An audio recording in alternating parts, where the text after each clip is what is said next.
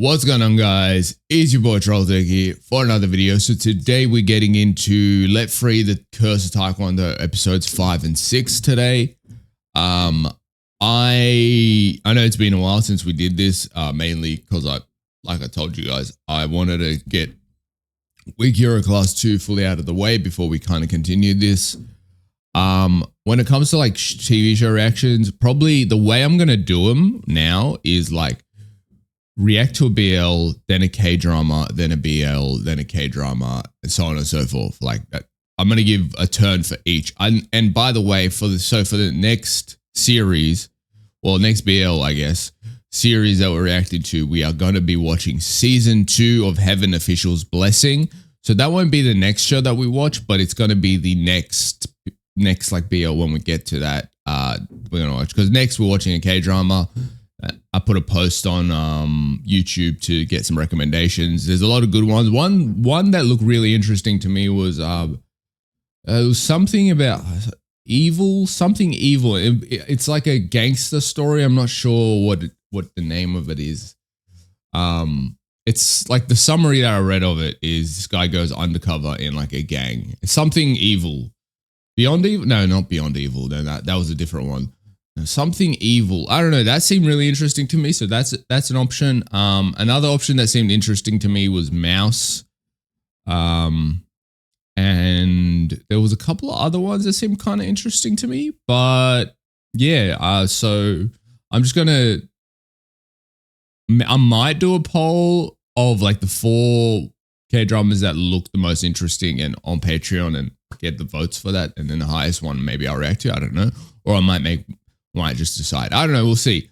But yeah, so that's the way we're going to do it. BL, K-drama, BL, K-drama, BL, K-drama. Yeah.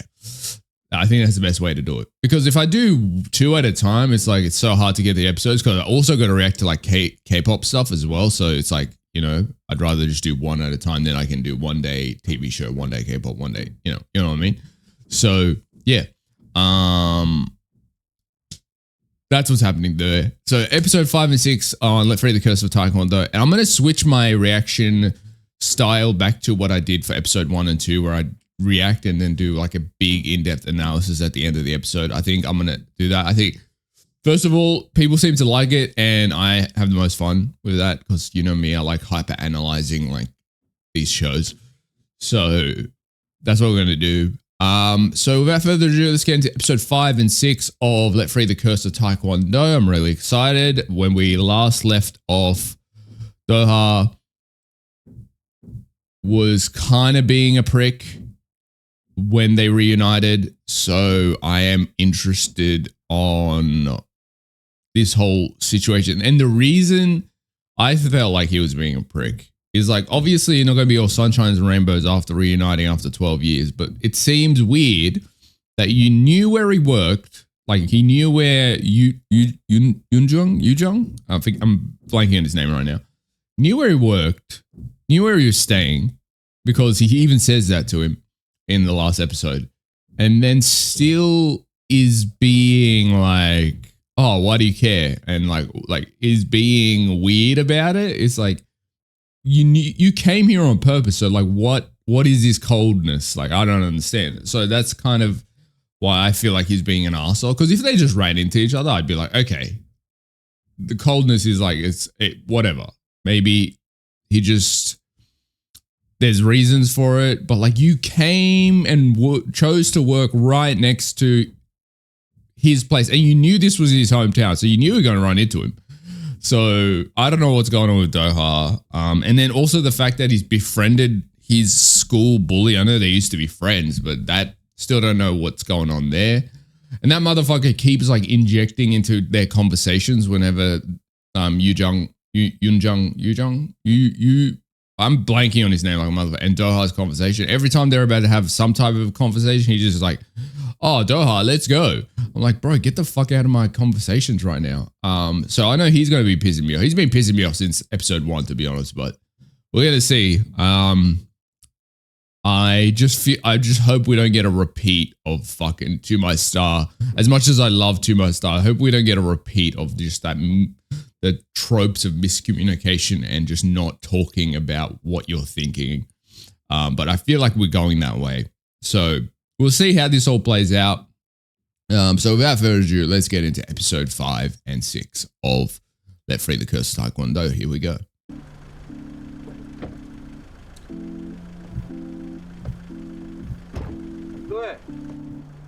Oh, speaking of this motherfucker injecting their conversations, I forgot about this. 약속 있으면 내일이라도 얘기 좀 하자. Stand your ground, bro. That's what I like to see. 괜찮으면 지금 저녁 같이 먹고. Interesting. What's his intentions? First you don't want to talk to him and then you're inviting him to dinner? What's going on? 잤다면서? 예전마다 잤어. 커피 때문이야. 많이 마시지 말라니까. Bro's like, what is this conversation right now? He's like, what's going on between you two? What's happening? 코트라도 줘? 몸에 열이만. That's a lie. And he knows that's a lie because we remember the scene when he's talking to his mom and it was like freezing. 같은데? 없는 캐릭터니까. That's so passive aggressive. What he just said. 빨리 와. 아, 늦어서 죄송합니다. 아, 왜? Coming to a fancy restaurant in your Taekwondo gear is crazy. 네, 반갑습니다. 야, 원장님이 좋은 선생 소개시켜줬다고 나한테 고맙다고 난리던데. 내가 더 고맙지. 야, This is crazy what he's doing. I can see what he's doing right now. This is so insane what he's doing. He's basic, like, I'm not sure if this is his full intention, but he's basically saying we're better than you. That's what he's saying. He's invited him to dinner to fucking, I don't know, do what? It wasn't because he wanted to have dinner with the guy. It wasn't like, oh, let's spend some time. That's not what it was. It was definitely like a message to show I'm better than you, but not really at the same time. I think it's Doha's way of kind of making it so that Ju-young doesn't kind of not forgive him, but it doesn't approach him and doesn't continue to try to talk to him maybe. And he's trying to be like, I'm an asshole now. Don't talk to me. You know what I mean? Like that type of shit. 좀 시켜. 불편하면 택시 불러주고. 그러니까 술 작작 처먹고 관리 좀 해. Bruh, Doha, what are you doing, cunt? What are you doing right now? What are you doing right now? This is insane. 성공하고 싶다더니 성공했네. 축하한다. Oh, that's like low key. That's got to be a stab. It's like, 그러니까 태권도 팔지 마. oh, okay. So his dad's Taekwondo, he inherited obviously because he's the only like living heir that his dad has, because his dad wasn't able to give it to Ju-young before he died, because like that was the plan, to give it to Ju-young and he runs it, but he basically died straight after that, so he didn't have time to put in his will or anything. So Ju-young's trying to get the gym. 감정 남아서 이러는 거 아니지? Right, get the fuck out of my face, Doha, right now. What are you talking about? We're talking about the Taekwondo gym right now. 왜 그래? 그러기엔 시간이 너무 지났다. 시간이 지나. Bro, get out of my face, Doha. What are you talking about right now? What are you talking about? You came into my hometown. You fucking got a job right next to where I work. You knew I worked there. You 100% knew I worked there. And now you're talking about, oh, it was such a long time. Get the fuck out of. Oh, he's gonna annoy me, isn't he? 왜 굳이 할 말도 없으면서 옛날 일을 파내서 기분을 더럽게 만드냐고.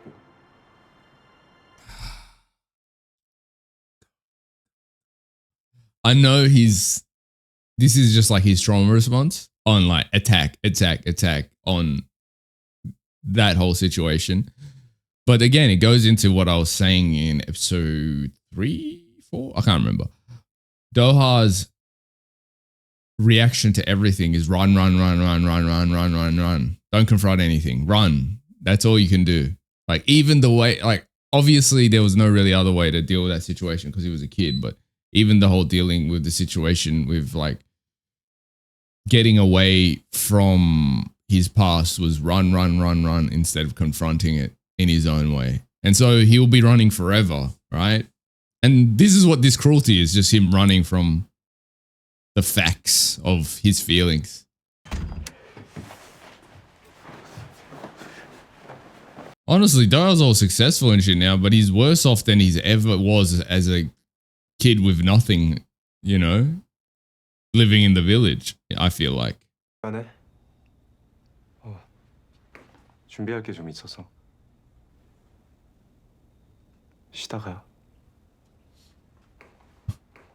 I just hope these two aren't sleeping together. Like, okay, being friends and living together is bad enough, bro. Please don't tell me you fucked the guy either as well. 한번 디스크라이브 해볼 건데. 자, 혹시 여기서 강아지 키우는 사람 Okay, so he's the teacher. 도넛 안에 더듬이가 숨어 있어요. 뭐야 이거? 나무. So what happened to his dream of being an architect? 아이고.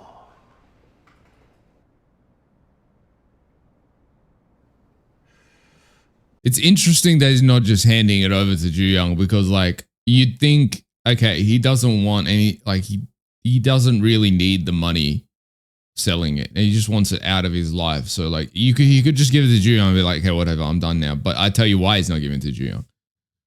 It's because he's got this secret hope that he wants Ju Young in his life still, and he doesn't want the Taekwondo gym in his life. Right? He just wants to completely erase the past. Obviously, you can't erase the past. That's not the way it works. But I think the fact that he's not giving to Ju Young shows that he has a hope that there's still going to be some type of connection he has with Ju Young. Because if that wasn't the case, he was just giving to Ju Young and be like, hey, you can have the gym. I never want to interact with you or the gym again if he really didn't want anything to do with him. So I don't know. I think it's telling. 이렇게 찝찝하면 못하죠. 아니 그게 주인이 사고로 죽었다 해서 그게 좀 아니고. 그랬는데 복잡하게 뭐가 또 얽혀 있나 보네요. 아니 그게 아니고 얘. Oh, so they're not buying it. I had a feeling something like that was going to happen. 시간 빼서 멀리 온 건데. 사무실로 잠깐 가실까 얘. Because I think the whole gym, like, who's buying it, is Ju Young going to be able to get it, is going to be the thing that keeps them in contact. So.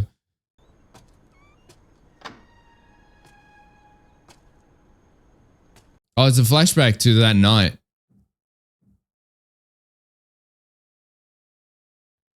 Oh, so he did see it. He did hear it. I did make that theory on that episode. So I was right about that.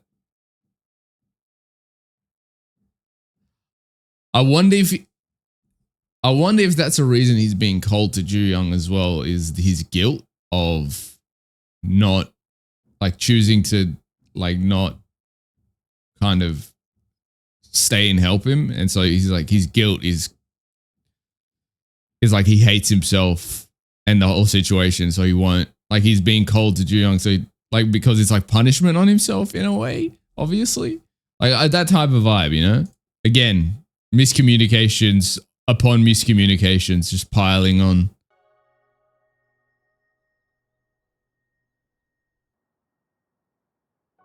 Oh, that shot is crazy. Like his past self staring at his current, like his current self. Oh, that's really cool. I think that was on purpose. It was like they're looking at each other. And obviously this is not what was happening because like Doha walked away in the past because of like, okay, I got to get to the exam. But like the way it's shot, again, props on the director, is like past Doha kind of shakes his head and just walks away. And I think it's illustrating the disgust that past Doha, where'd Juha come from? Doha has with his current self, where he's like, what have I become? Is this who I become?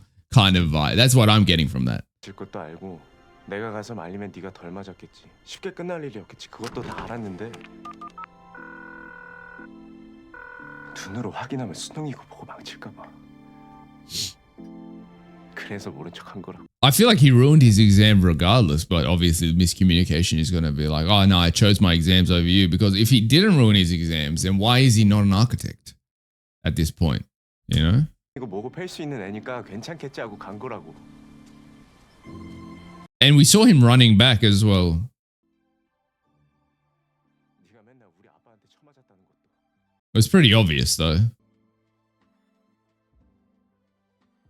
난 네가 알고 있는 그런 사람이 아니야. Yeah,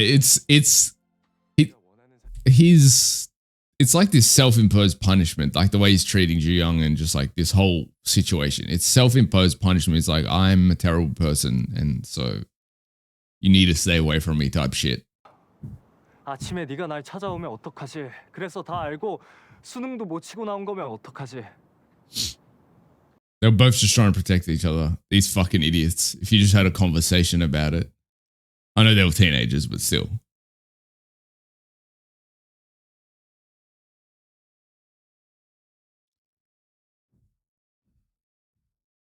Oh, this is right. Okay, it's not anything like for after. It was 열심히 하려고 했던 그때.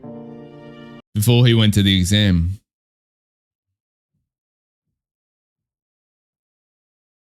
Oh, it's snowing.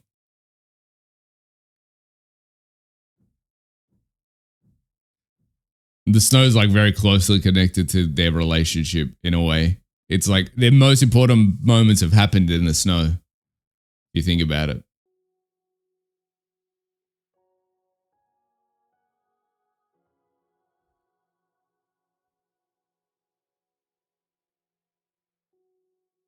Are they going to forgive each other? Like, obviously, Ju Young doesn't have an issue, but I wonder if they're going to... I thought it would last longer, like the coldness between them. So I wonder if they... Maybe not. I guess we do only have like 3 episodes left, so...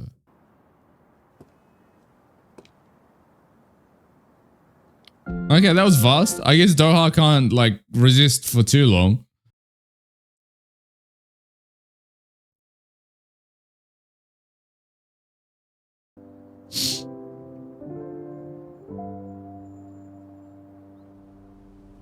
I feel like we still have some trauma to get through though, because it's only like we still got like episode 6, 7, and 8, and they still haven't talked about. I feel like a lot of things they need to talk about to really like deal with whatever they like all of their issues.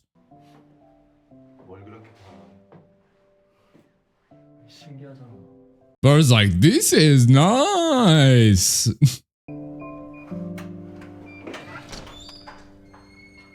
Wait, doesn't he live with the bully guy? I wonder how Ju Young's gonna react to that.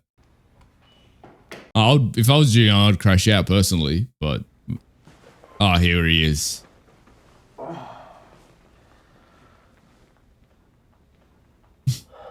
He's like, fuck, not again.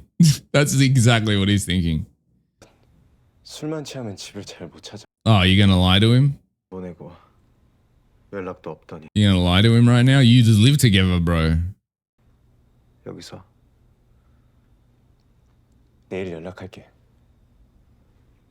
So, were they fucking then? 연락해. 잘 때도 하고 내일도 해. I don't think they were fucking. There's no way. I don't see Doha getting with him like after this point.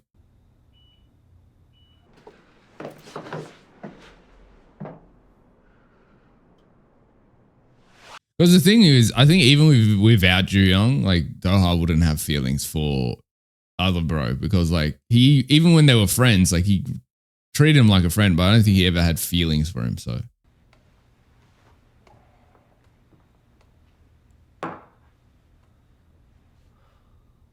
But at least fill the glass filled with water, bro.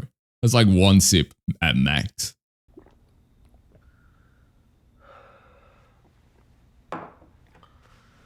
내가 오는 게 싫으면 비번을 바꿔. Wait, so they do not live together then? 내가 놔주차고 만들었어? Oh, so he prepared that meeting with all the other university graduates. So did he not plan that when he brought Ju-young then? If he doesn't want to go back to past, 돌아가는 게 아니야. he needs to throw you away as well because you're part of his past as well. So that's a weird like thing to say. 친구가 돼줄 순 있는데 집에 그만 와. 불편. Oh, you're done. You're out of here. 불편하다고. Yes, bro. 수가 없지.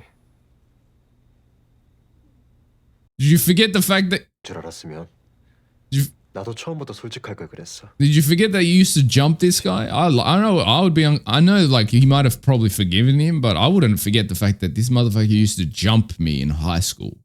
Like that's a like forgiveness is one thing, but feeling comfortable with someone that used to jump you with his boys is insane to expect that.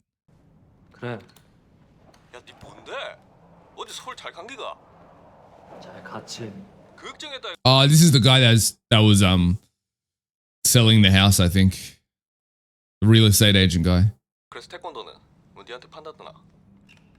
Oh, so he knows he's trying to convince him to do that. 못했다고? I guess it makes sense. Ju-young's probably closer with like the village boys than Doha is now because Doha ran away and he was, you know, basically taking care of the Grandmaster this whole time.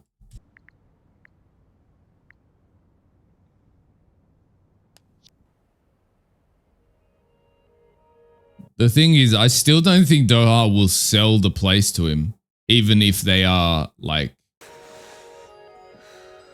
kind of semi together now.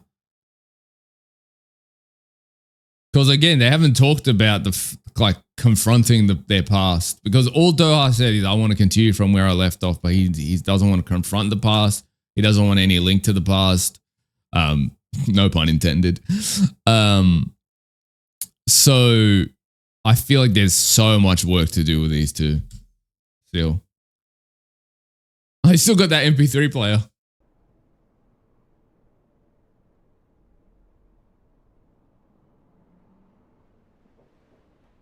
Oh, I bet you he's gonna run into Bully Bro, and then he's gonna be like, "Why'd you lie to me?" Because Doha said, "Oh yeah, he left last night."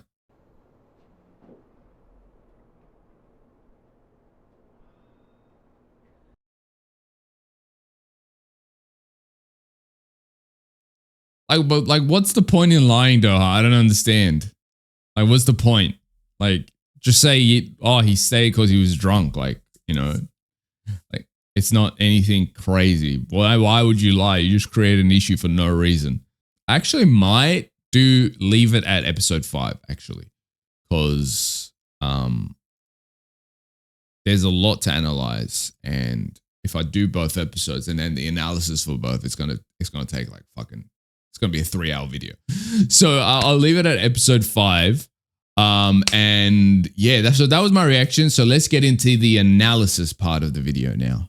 Okay, so welcome to the analysis section of the video. So today I want to talk about the specific scenes and like my thought processes on some of the things that happened in this episode. So the first thing I want to talk about, obviously, I want to start with the dinner scene. Now, the dinner scene's important. So Doha invites Ju-young to dinner, and then it's surrounded by like, you know, his friends from like uni and stuff like that. And why this scene's really important is it's doing something I think really fucking cruel. Because I don't know if this was an intent, Doha's intent, but he's brought Ju-young into this situation where Ju-young felt lesser than people around him. He felt almost, I felt like Doha was almost kind of treating him as like this is maybe an extreme way to say it, but he was kind of, it seemed like he was almost treating him like a prostitute. Like, because he calls in Ju-young and whatever, and all these prizes, like, oh yeah, get whatever you want, I'll buy whatever. And I get that could just be, oh, he's generous. But I think the way he presented that, it felt like he was, it felt like he was paying him to be there and paying him to care. Like, it felt like he was like he was treating him like a gigolo or like a prostitute. Like, you know what I mean? It was that vibe, definitely. I don't know if that was the intention of the scene, but that's just the way it was presented to me.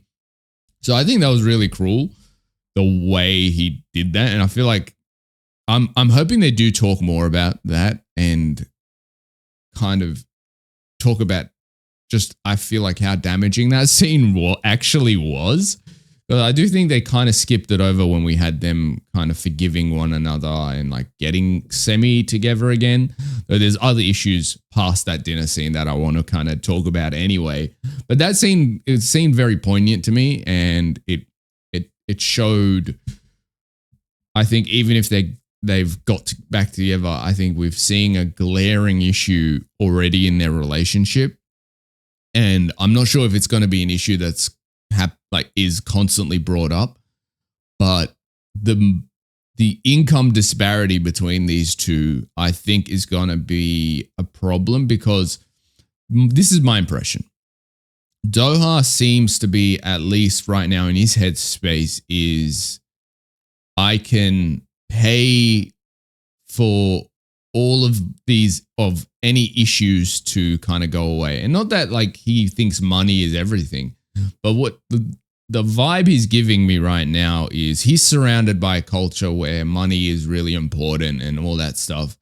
So I think maybe he might believe that he can kind of almost win Ju Young's love through his money now, where obviously we know Ju Young is not that type of guy. He's like why do I care about your money right now? So I think that could be something that's going to be an issue in their relationship, just based on that first scene. That's my impression personally, but I want to move on from that. Okay, so the major theme I feel like in this episode was the fact that Doha running away from his past and cutting all ties, right? So that's the main theme. Now, what's interesting about this theme, this is a theme throughout, like, since the time skip happened, I feel like. But specifically in this episode, I want to talk about it because I feel like what's interesting about it, he wants to cut all ties with it, but then he wants to keep parts of it, like Ju Young, and he's still friends with the bully guy.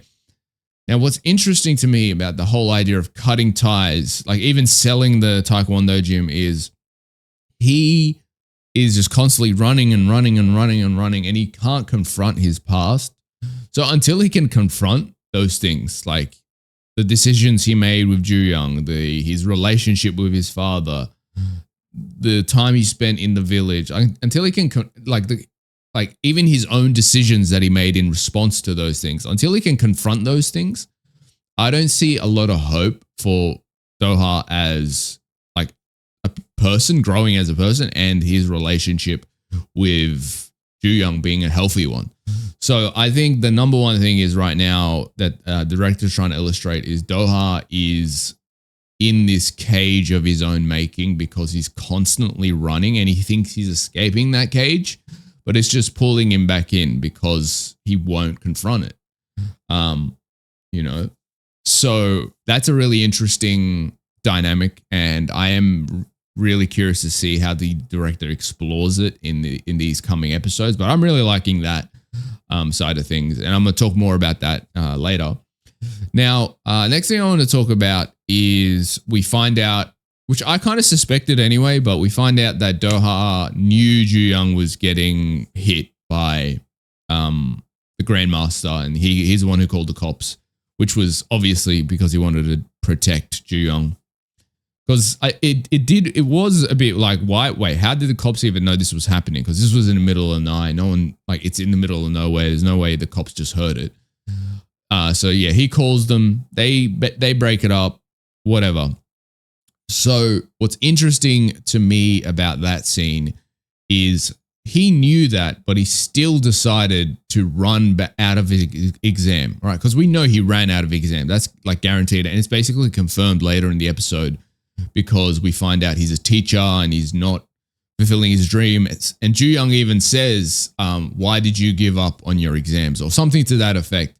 So we know he ran out of the exams to help him. So was it a matter of like he decided to abandon Ju Young, and then it was like at the last second he was like, no, I've got to go help him. What am I doing? And then realizing halfway through that was like, oh, what have I done? And then the guilt of that made him run away, I think. But that's what I feel like. I think the guilt of him not helping Ju Young forced him to run away and not confront it. Because as we know, whenever things get tough for him and he doesn't know the correct answer to deal with a situation, he will run.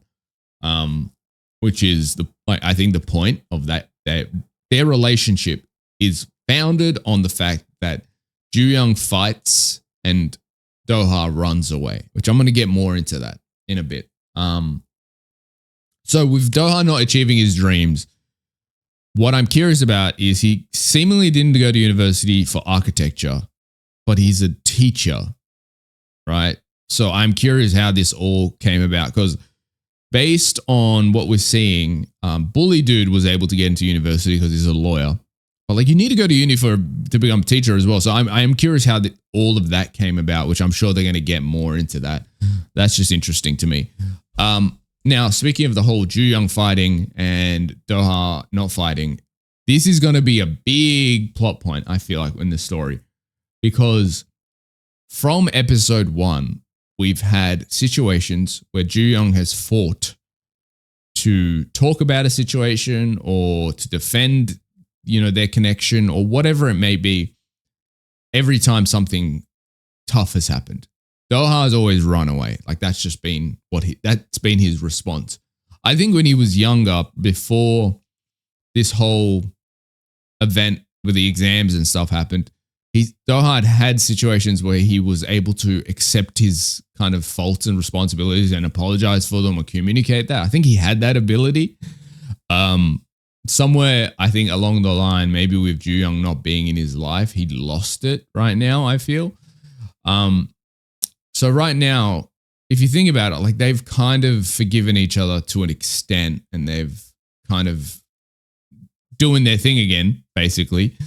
But it only happened because Ju Young was forcing them to have that conversation. Like, he runs after him and he's like, look, this is how I feel. This is like, of course you're going to be angry at me. I get it. Like, he forced that conversation, which obviously created a effect where they kind of forgave one another and were able to kind of actually talk.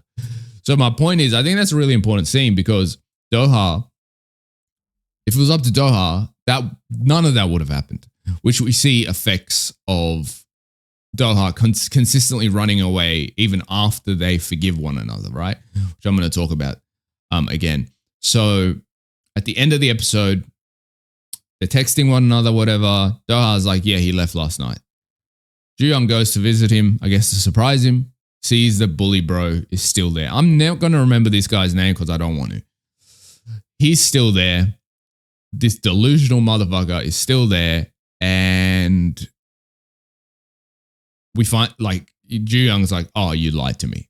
Now, this is important because what's happening here is Doha has created this personality trait within himself where his refusal to confront things and to have tough conversations and tough, like, situations like this has forced him, like, created a person that lies and avoids and doesn't truly try to make his relationships work, right? And I know in the next episode, he's going to spin this as being angry at Ju Young. Like, why did you come here, like, without telling me and without informing me? He's going to spin it in some way like that. I can just sense it. I can feel it in my bones. So I'm really not happy with Doha's behavior. I sound like a disappointed parent, but I'm really not happy with the route he's going right now, because honestly, I don't know if it's too far to say this, but right now he's behaving in a very toxic manner. Because Ju Young's always the one that has to meet him in the middle ground right now. That's what's happening. It's like Ju Young has to take 5 steps and Doha takes 2 steps back. You know what I mean? And then Ju Young has to take another 3 steps and then Doha takes 5 steps back. It's like Ju Young's always the one that has to meet him in the middle right now. And I think until Doha can realize what he's doing by avoiding confrontation, by lying about it so he doesn't rock the boat, so to say, that's going to cause a major issue, which obviously it's already caused a major issue because there's definitely going to be some tension now because Ju-young's like, you're lying. Why'd you lie to me? And then Do-ha's going to be from like, he's going to have the stance of like, oh, well, I didn't want to make it an issue. And so it's like, is it that serious? You know? And I know that's going to be the confronting, like the conflicting thing. So yeah, I am kind of really annoyed by Doha, but I also understand why he's responding in the way he's responding to these situations. It is just a bit irritating as a viewer to see it. And you're just like, fucking Doha, please, what are you doing, bro? You know? But yeah, so that's just my personal opinion on the whole kind of dynamic right now between them. And the last thing I want to mention, I guess, about this episode, second last thing, there's still one more thing I want to mention, is the bully guy is so delusional. Like I don't think I've met someone more delusional, because how are you going to treat this guy like your punching bag for years and then be like, oh, I like you now. You know, let's forget about the past. Like, okay, I can see forgiving him and even being friends with him again.